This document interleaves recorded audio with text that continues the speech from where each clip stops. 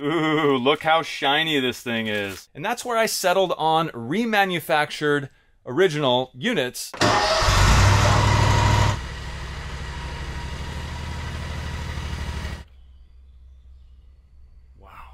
What's going on, guys? Jimmy here with One Road, and today we have a very special video. What you may or may not be able to make out behind me is a brand new vehicle that I just purchased, and this is gonna answer some of the questions I've been getting down in the comments below, and on top of that, we're gonna have a lot of fun with this thing. But before we get into that, I wanna talk to you a little bit about these parts that I just ordered for my truck. I think you're gonna be kind of shocked like I was. Okay, so as you all already know, I have taken care of the lower control arms.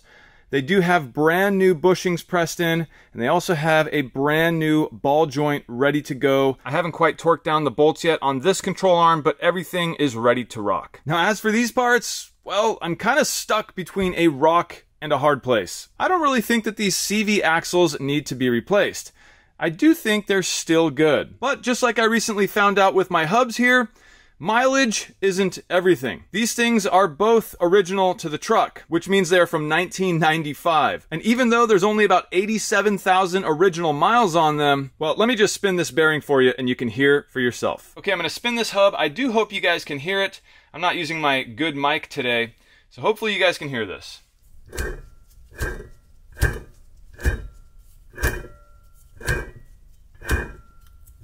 Okay, well, hopefully you can hear that grinding noise as I spun this thing. That is that bearing inside of there just grinding away, and that is not good. And to replace that failing hub, I did buy two brand new AC Delco replacements. And just a little side note here, this is nitpicking, I know, but come on. This thing was shipped exactly like this. There was just a sticker placed there. This box, you know, could have come open at any point. You know, the hub could have fallen out. The shipping company could have put it back in, and you know, who knows? I mean, was there a grease packet or something in there that was included that's now no longer there? I mean, I just can't imagine or can't believe why they don't just throw some tape on this kind of stuff.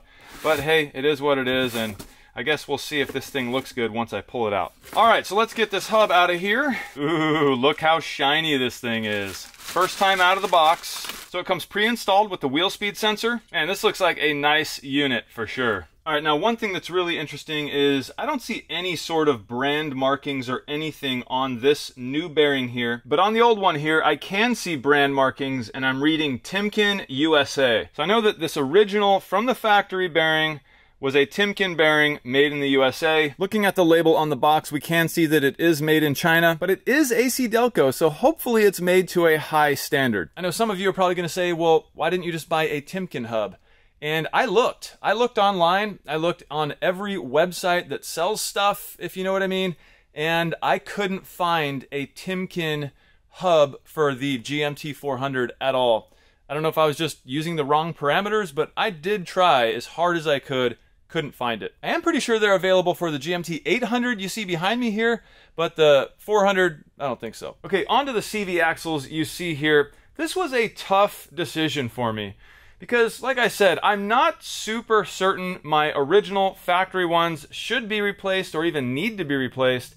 But I thought, you know what, let's look and see what's out there. It might be good while everything is taken apart to just go ahead and get a new set of CV axles, and I can keep my old ones as a kind of like just in case sort of situation. So obviously there's lots of options out there. I can go with, you know, something I find in my local parts house, or I can go with, you know, the plethora of options I can find online. What I did end up doing is going with the company Cardone. And the reason why I did that is, well, I did a lot of research, watched a lot of their YouTube videos, and I kind of was sold on their remanufacturing process that they took to remanufacture the original OEM CV axles. And trust me, this wasn't an easy decision. Even within Cardone, they make their own brand new CV axles, but they also have these Reman CV axles. And I chose to go the route of the Reman because, in my eyes, at least this is original OEM, you know, that's just been remanufactured. The part numbers on these is the 60-1050 HD. And I believe with the HD, what that basically gives you is a tougher boot here than what you'd get on a non-HD version. And it does seem like a pretty good boot. But before I go any further, let me first talk about what I walked up on at my front porch. Well, here's the box it was shipped in, and you can see this end here. You can see it's soaked in grease. There's oil from the grease. There's grease there. And here's the inside of the end cover here that went on this box, and you can see there is just grease everywhere. And if you take a look at the middle here, you can see this box is almost completely ripped in half. There's big holes in the top as well. There's a puncture here. And so I walked up to my front porch seeing two boxes, and I was stoked. I knew it was my brand new remanufactured CV Axles, but the closer I got, the more I noticed the condition of the boxes. They were absolutely atrocious. I was shocked at the condition. These gears here were sticking completely out of the center of the box, just dragging on the ground. And the grease, yeah, well, it's coming out of this end here. The caps on both of these CV axles was completely off. It just wasn't connected. And there was grease everywhere, all on the inside of the box, which obviously introduces contamination here. Now, if you look at this one was just like the other one. The cap was off, but I went ahead and tapped this one back on just to see how easy it was. And yes, it was easy to do. But even though that part was simple, I just don't know if I should use these things. I don't know if I should trade them in for a new set. And the reason why I don't know is because, well, on Amazon, these aren't currently available right now. These were the last two that were available when I bought them, and they don't have them available. So if I return these, potentially they don't have them available, and I could be waiting weeks, or I'll have to order something else entirely. So what do you guys think? I don't know if I'm making too big of a deal out of this.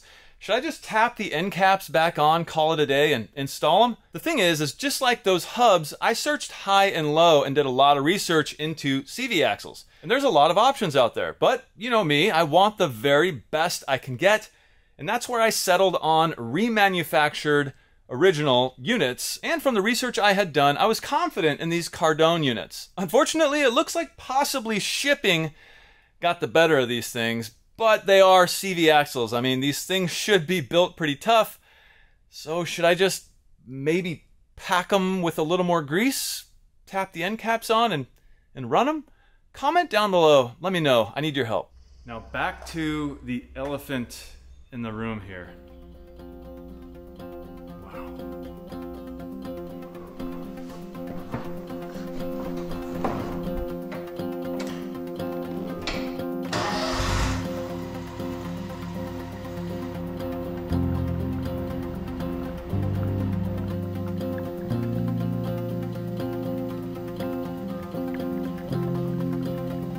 Well, this is it. The elephant in the room, or maybe I should say the bull in the room. For those of you who may not know what this is called a zero-turn mower, and this particular one is a commercial unit. So of course you've been to your local big box home hardware stores and seen the various lawnmowers available there. This is nothing like that. This is a straight up 100% complete through and through commercial zero-turn mower. The Toro Z Master 4000. Now, if you do know about these, you may be wondering, well, why the heck did I get this one? Why did I get a commercial zero-turn lawnmower?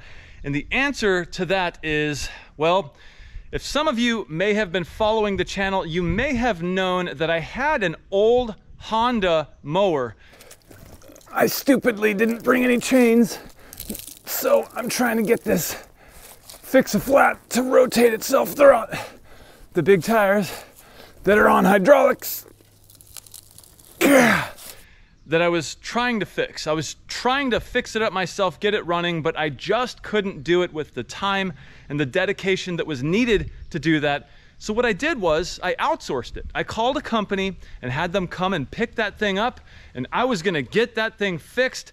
The quote, wait for it, the quote to get that thing running and working and mowing, it was $1,600. Now, that's a lot of money for me, and especially for a lawnmower that was left for dead out in my field in the back of my house. I just pulled that thing out of the weeds and thought, man, this only has 500 or so hours on it. It was a commercial Honda. Let's get this thing running again. That'd be great for the channel.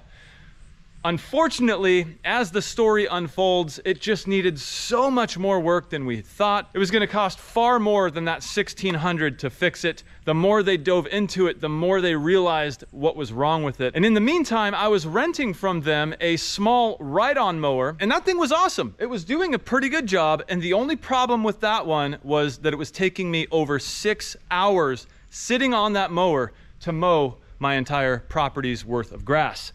Now, I can't do that. Number one, my body was hurting, my butt was hurting, my hips were hurting, everything was hurting. And number two, I just don't have 6 hours once a week to dedicate to riding on a lawnmower. I did my research. I went back to the drawing board and I figured out what I needed. And what I needed was essentially what looks like a tank, right? This thing looks like a personal single-man tank, but it's not. It is a zero-turn lawnmower.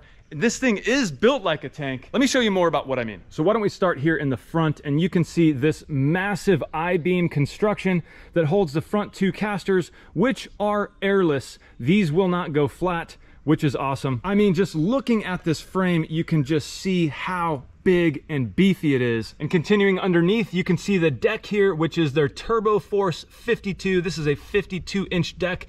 Yes, I could have went 60, but that would have cost more, and I don't think I need 60. Being a commercial unit, you do have really good access to service things, well, like the belt here. And moving on up to the seat, this is a full suspension seat, which feels amazing. It even has a knob here to dial in your own weight, so the seat will adjust to how much you weigh. And on the deck here, you see this tread. This is a stepping point. So you step on this thing, it's 7-gauge steel, really thick.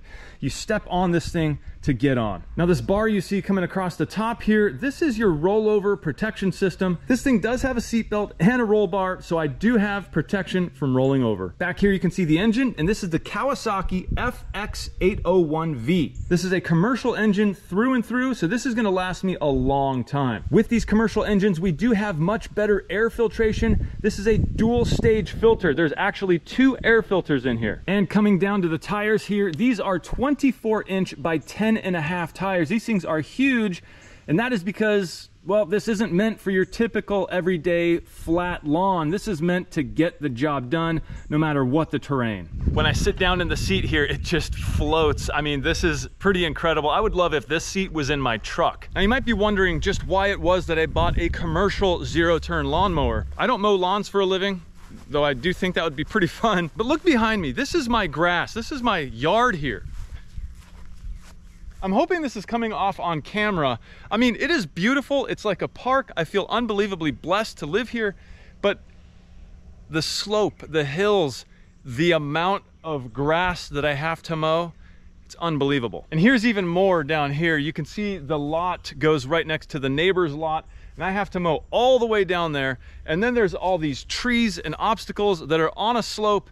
And well, the ride-on mower that I was renting from the company that was fixing my old Honda, that little mower could barely handle this stuff. And it did a good job, but that's why it took me 6 hours. So my goal is, and my hope is that it would at least cut down my time mowing in half. I'm hoping that I can get it down to 3 hours. I know it's gonna take some getting used to. It's a zero-turn. For those of you who do know about these zero-turn mowers, I did look into every brand there is. You name the brand, I looked into it. Whether it's Ferris, Exmark, Kubota, Skag, you know, every one of them, bad boy mowers. I've looked into all of them. I've even looked hard into the used market. And every time there was a good single owner, you know, commercial grade unit that was used for residential purposes, which is the only way I would buy a commercial unit, me personally. Every time one of those popped up, it was sold immediately. And I was checking multiple times a day on Facebook Marketplace and Craigslist. So unfortunately for me, the used market was out. I tried, I really did. And I love buying a good used unit, but I had to go brand new. I just had to. So as you can imagine, these things are not cheap whatsoever, but I did get a phenomenal deal on this thing. Now, if any of you guys follow this channel, you'll know that I am a sucker for a good deal. And 99% of that time, it always involves a used item. All of my vehicles I purchased used from the original owners, very low mileage, and they were amazing deals, which is why I bought them. Now, unfortunately, like I just said, I couldn't buy used, but this unit right here was an incredible deal. Why was it so good? Well, this is a 2021 model, and as you know, we're now in the year 2022. So this was a special situation where the guy had it on his lot the last one of its kind, and it was just from last year. And so he knocked literally thousands of dollars off of this thing. And like I said, I'm a sucker for a good deal. I was trying to decide between two units, this Toro and a Skag Patriot. Again, for those of you who know, you know. From all the research I've been doing, Skag is right up there with the best. But of course you have Exmark and Toro, which I think Exmark and Toro are the same company.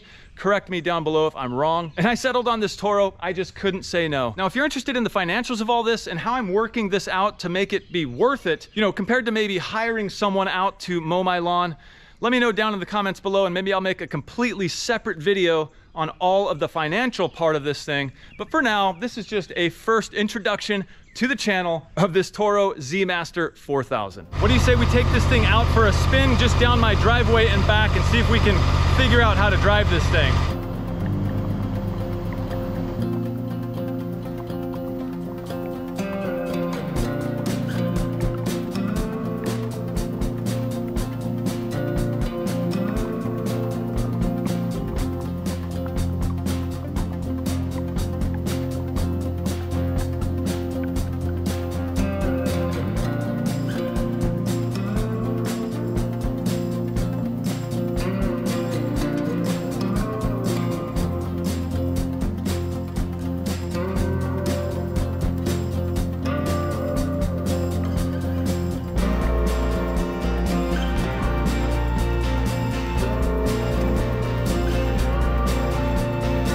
That was it, guys. That was the introduction to the new member of the channel, the Toro Z Master 4000.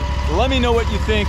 I'm excited about this thing. I can't wait to show you guys what this thing does, how it cuts, and all that good stuff, and just talk more about it. So thank you for watching this episode. We're gonna get that 95 tackled as soon as we can. I cannot believe it's taken this long, but you saw, it seems like every part I'm ordering for that thing, there's some kind of issue, whether it's a shipping delay or what have you, but I'm working through it, and I'm gonna try to get this thing figured out. I wanna get that 95 back on the road, which I've told you already before. We're gonna do it. We're gonna take that thing, we're gonna go truck camping, do all kinds of things with that. But in this one, we focused on the new member of the family. All right, guys, I'm Jimmy for One Road, and I will see you in the next one.